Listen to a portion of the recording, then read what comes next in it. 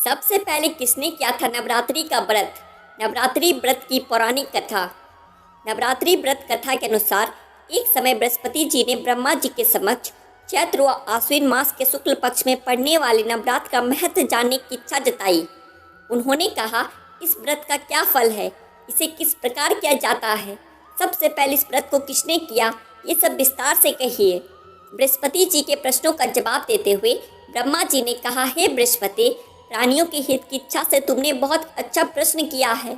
जो इंसान मनोरथ पूर्ण करने वाली माँ दुर्गा, महादेव, सूर्य और नारायण का ध्यान करता है वे धन्य है।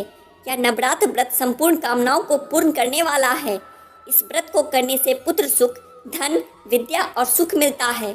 इस व्रत को करने से रोग दूर हो जाता है, घर में समृद्धि की वृद्धि होती है, बंध्या को पुत्र प्राप्त होता है, समस्त पापों से छुटकारा मिल जाता है।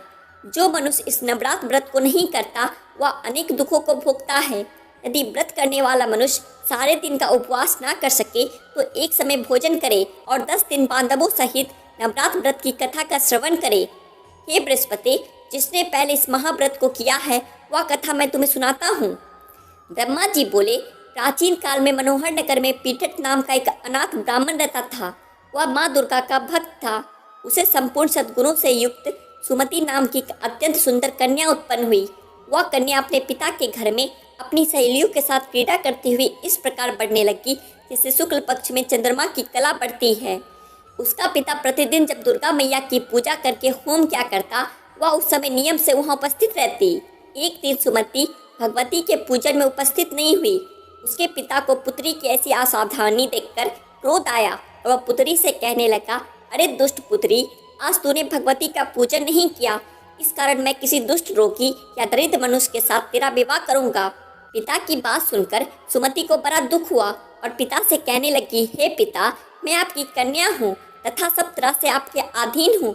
जैसी आपकी इच्छा हो वैसा ही करो, चाहे राजा से, चाहे कुष्टी से, चाहे दरिद्र से, जिसके साथ मेरा विवाह करना चाहो कर दो, पर होगा वही जो मेरे भाग्य में लिखा है, क्योंकि कर्म करना मनुष्य के अधीन है पर फल देना ईश्वर के अधीन है। कन्या के निर्भयता से कहे हुए वचन सुन उस ब्राह्मण ने क्रोधित हो अपनी कन्या का विवाह एक कुष्टी के साथ कर दिया और अत्यंत क्रोधित हो पुत्री से कहने लगा, हे पुत्री, अपने कर्म का फल भोगो, देखे भाग के भरोसे रहकर क्या करती हो। पिता के ऐसे कटु वचनों को सुन सुमति मन में विचार करने लगी, अहो मेरा बड़ा दुर्भाग्य है जिससे मुझे ऐसा पति मिला। इस तरह अपने दुख का विचार करती हुई वह कन्या अपने पति के साथ वन में चली गई और डरावने कुशायुक्त उस निर्जन वन में उन्होंने वह रात पर एक कष्ट से व्यतीत की। उस गरीब बालिका की ऐसी दशा देख देवी भगवती ने पूर्व पुण्य के प्रभाव से प्रकट हो सुमति से कहा, हे दीन ब्राह्मणी, मैं तुझसे प्रसन्न हूँ, तुम जो चाहो सो वरदान मांग सकती हो। भगवती दुर्गा का यह वचन सुन ब्राह्मणी ने कहा, आप कौन है वह सब मुझसे कहो। ब्राह्मणी का ऐसा वचन सुन देवी ने कहा कि मैं आदि शक्ति भगवती हूँ और मैं ही ब्रह्म विद्या व सरस्वती हूँ। प्रसन्न होने पर मैं प्राणियों का दुख दूर कर उनको सुख प्रदान करती हूँ। हे ब्राह्मणी, मैं तुझ पर तेरे पूर्व जन्म के पुण्य के प्रभाव से प्रसन्न हूँ। तुम्हारे पूर्व जन्म का वृतांत सुनाती हूँ, सुनो। तू पूर्व जन्म में निषाद की स्त्री थी और अति पतिव्रता थी। एक दिन तेरे पति निषाद ने चोरी की। चोरी करने के कारण तुम दोनों को सिपाहियों ने पकड़ लिया और जेल खाने में कैद कर दिया। उन लोगों ने तुझको और तेरे पति को भोजन भी नहीं दिया। इस प्रकार नवरात्र के दिनों में तुमने ना तो कुछ खाया और ना जल भी पिया। इस प्रकार 9 दिन तक नवरात्र का व्रत हो गया। हे ब्राह्मणी, उन दिनों में जो व्रत हुआ, इस व्रत के प्रभाव से प्रसन्न होकर मैं तुझे मनोवांछित वर देती हूँ। तुम्हारी जो इच्छा हो सो मांगो। इस प्रकार दुर्गा माँ के वचन सुन ब्राह्मणी बोली, अगर आप मुझ पर प्रसन्न हैं तो हे दुर्गे, मैं आपको प्रणाम करती हूँ, कृपा करके मेरे पति का कोढ़ दूर करो। देवी ने कहा, उन दिनों तुमने जो व्रत किया था उस व्रत का एक दिन का पुण्य पति का कोढ़ दूर करने के लिए अर्पित करो। उस पुण्य के प्रभाव से तेरा पति ठीक हो जाएगा। इस प्रकार देवी माँ के वचन सुन वह ब्राह्मणी प्रसन्न हुई और पति को निरोग करने की इच्छा से जब देवी ने तथास्तु ऐसा वचन कहा तब उसके पति का शरीर भगवती दुर्गा की कृपा से कुष्ठ रोग से रहित हो गया।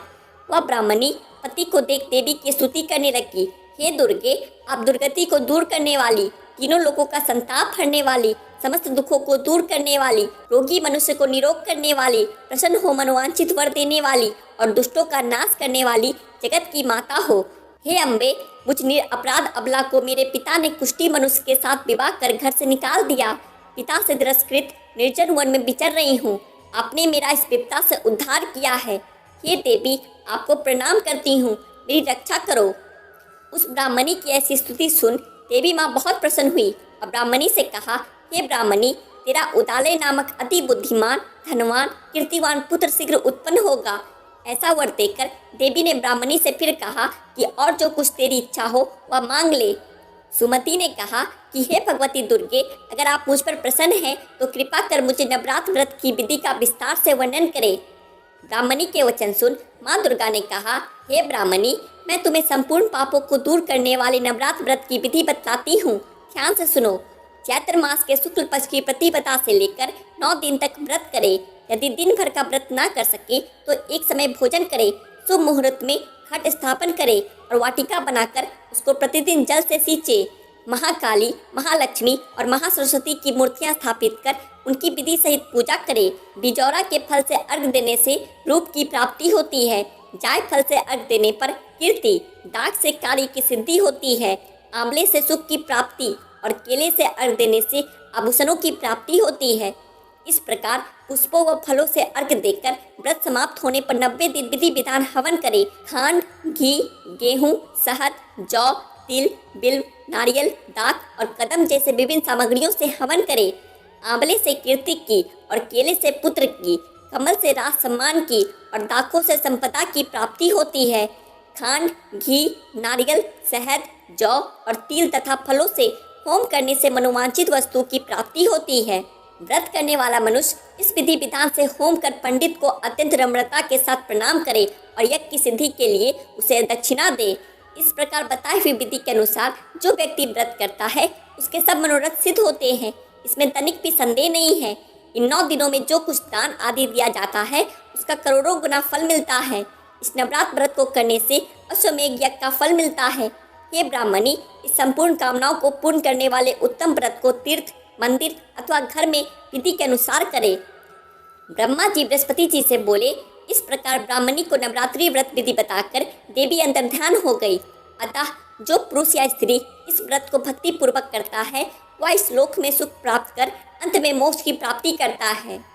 ब्रह्मा जी बृहस्पति जी से कहते हैं कि यह इस दुर्लभ व्रत का महात्म्य है जो मैंने तुम्हें बताया है। ऐसा सुन बृहस्पति जी आनंद से प्रफुल्लित हो गए और कहने लगे कि हे ब्राह्मण, आपने मुझ पर अति कृपा की जो मुझे इस व्रत का महत्व सुनाया। ब्रह्मा जी बोले कि हे बृहस्पति, क्या देवी भगवती संपूर्ण लोकों का पालन करने वाली है? महादेवी के प्रभाव को कौन जान सकता है? बोलो दुर्गा मैया की जय, माता रानी की जय।